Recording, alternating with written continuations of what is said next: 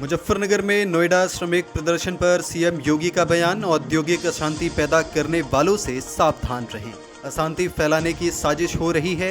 हमारी सरकार श्रमिकों के साथ खड़ी है। कोरोना के समय भी सरकार श्रमिकों के साथ थी। कुछ लोग माहौल बिगाड़ने की कोशिश में लगे हैं। डबल इंजन की सरकार आपके साथ है। लखनऊ में सीएम योगी ने प्रदेशवासियों को लिखी चिट्ठी। 14 अप्रैल को डॉक्टर अंबेडकर की जयंती है। महान व्यक्तित्व को कृतज्ञता अर्पित करें। हमारी सरकार ने बाबा साहेब के विचार अपनाए। बाबा साहेब के विचार अपनाकर संकल्प पूरा होगा।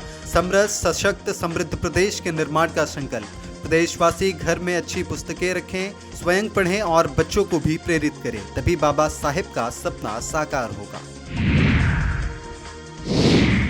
मेरठ में सपा अध्यक्ष अखिलेश यादव का तंज। सीएम योगी की जनसभा पर साधा निशाना। बोले, मेरठ के दुखी परिवारों को बुला लेते हैं। मेरठ से मुजफ्फरनगर कितनी दूर है। व्यापारियों से मुलाकात भी कर लेते हैं। व्यापारियों को भी जनसभा में बुला लेते हैं। मैनपुरी में सपा महासचिव शिवपाल यादव का बड़ा बयान। बोले, महिला आरक्षण बिल पास होना चाहिए। महिलाओं को सम्मान मिलना चाहिए। गैस पेट्रोल डीजल की महामारी हो रही। बीजेपी झूठ बोलने वाली पार्टी है। प्रदेश में समाजवादी सरकार बनने जा रही। लखनऊ में नगीना सांसद चंद्रशेखर आजाद का बयान। बोले, पिछड़ा वर्ग अधिकार सम्मेलन की शुरुआत हुई। आजाद समाज पार्टी गांव गांव तक पहुंची। पार्टी की रैली में भीड़ देखने को मिलती है। सरकार के सभी नारे झूठे हैं। बहुजन समाज का हितैषी सिर्फ आजाद समाज पार्टी। लखनऊ में नोएडा श्रमिक प्रदर्शन पर डीजीपी का बयान। भड़काने वाले तत्वों को चिन्हित कर रहे हैं। बाहरी तत्वों को भी चिन्हित किया जा रहा है। सख्त वैधानिक कार्रवाई की जाएगी। लखनऊ में अंबेडकर जयंती से पहले बसपा की बड़ी तैयारी। विश्वनाथ पाल अंबेडकर पार्क निरीक्षण पर पहुंचे। बीएसपी प्रदेश अध्यक्ष विश्वनाथ पाल ने कहा, बाबा साहब सबके, लेकिन नाटक नहीं करना चाहिए। इस बार जनता बहन जी को सीएम बनाएगी।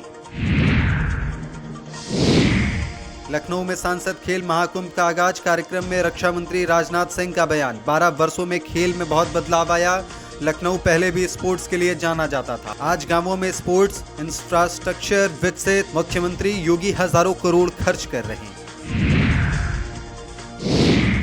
लखनऊ में डिप्टी सीएम ब्रजेश पाठक का बयान। रक्षा मंत्री का आभार प्रकट करता हूं। इतने बड़े खेल महाकुंभ का आयोजन कराया। खेल कोटे से लगातार भर्ती हो रही। देश प्रदेश का नाम रोशन हो रहा है। बिहार विधानसभा नेता प्रतिपक्ष तेजस्वी यादव ने कहा, जेडीयू अब जेडीयू नहीं रहेगी। अब भाजपा का प्रकोष्ठ बन गया है। भाजपा के एजेंट लोग जेडीयू में हैं, वही लोग जेडीयू को खत्म कर दिए हैं। नीतीश कुमार की जिस तरह से विदाई की गई है वो बहुत दुखद। जो लगभग 20 साल मुख्यमंत्री रहा, उसे आप राज्यसभा भेजने का निर्णय ले रहे हैं। उत्तर प्रदेश के उप मुख्यमंत्री केशव प्रसाद मौर्य ने विश्व शांति यात्रा पर कहा, आज मुझे काफी दिनों के बाद बौद्ध भिक्षुकों की सेवा करने का अवसर मिला। जब मैं भगवान बुद्ध के पवित्र अवशेषों को लेकर रूस गया था, तब भी हमारे भिक्षु गणों ने मुझे आशीर्वाद दिया था और मेरी यात्रा सफल हुई थी। मैंने भारत के बाहर देखा कि उनके अवशेष के दर्शन पाने के लिए लाखों की संख्या में लोग सड़कों पर निकल पड़ते थे। यह दृश्य देखकर मैं आश्चर्यचकित था। प्रधानमंत्री ने संयुक्त राष्ट्र संघ से कहा था कि हमने संसार को बुद्ध दिया है, युद्ध नहीं दिया है। इसलिए बुद्ध की शरण में आने वालों से ही शांति का मार्ग प्रशस्त होगा। केंद्रीय मंत्री शिवराज सिंह चौहान के 14 अप्रैल को बिहार दौरे पर बोले सांसद मनोज झा, बिहार कई संभावनाओं को खारिज कर चुका है। जो प्रभारी महोदय तय किए गए हैं, उनको भी पता नहीं होगा कि किसको चुनना है। उन्हें भी पर्ची हवाई जहाज में जाते समय दी जाएगी। पर्ची खुलने दीजिए।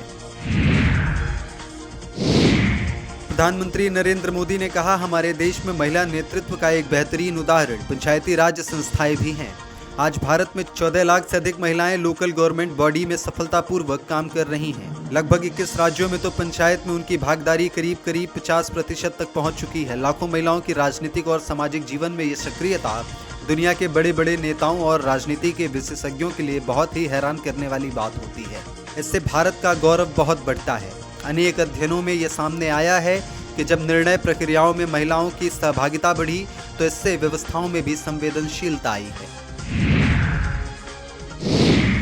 शिवसेना सांसद संजय राउत ने नारी शक्ति वंदन अधिनियम पर कहा, प्रधानमंत्री मोदी ने लगभग सभी सांसदों को पत्र लिखा है। अच्छी बात है, लेकिन जब 5 राज्यों में चुनाव चल रहा है, तब आप इसके लिए विशेष सत्र बुला रहे हैं।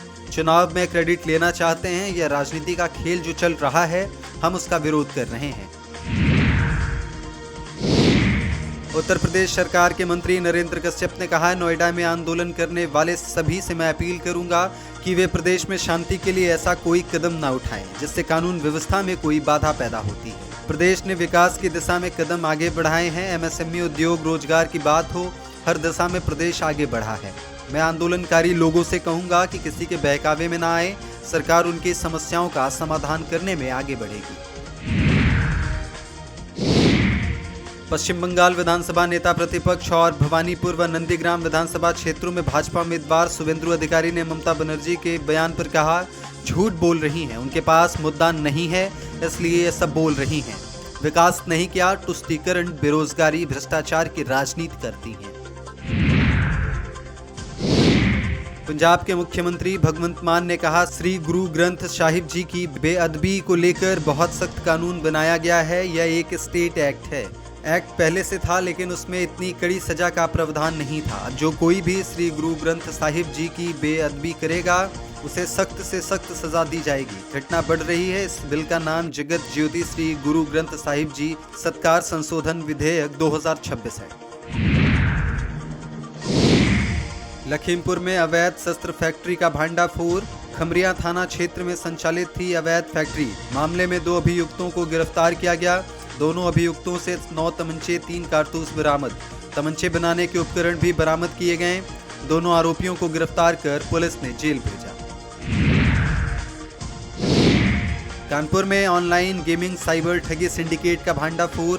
बड़े अंतर्राज्यीय साइबर ठग गिरोह को पुलिस ने दबोचा। आईपीएल के मैच के दौरान ऐप से खिलवाते थे सट्टा। गिरोह के 8 सदस्यों की गिरफ्तारी हुई। 14 आरोपी फरार। पुलिस ने डिजिटल ठगी का कंट्रोल रूम बरामद किया। 26 मोबाइल, 1 लैपटॉप, 54 एटीएम, 26 पासबुक बरामद। लोटस 365, रेडीबुक, कल्टी के ऐप से करते थे ठगी। डार्क वेब टेलीग्राम के जरिए जीत का लालच देते थे। केंद्रीय गृह मंत्री अमित शाह ने कहा, ममता की सरकार निकालने का मतलब है कि घुसपैठ मुक्त बंगाल बनाना। ममता दीदी 600 एकड़ भूमि बीएसएफ को नहीं देती। तार लगाने का काम पूरा ना हो और फिर बीएसएफ जवानों पर आरोप लगाती हैं। बीएसएफ के जवान देश के लिए अपना सर कटा सकते हैं, वे घुसपैठियों को नहीं घुसने देंगे।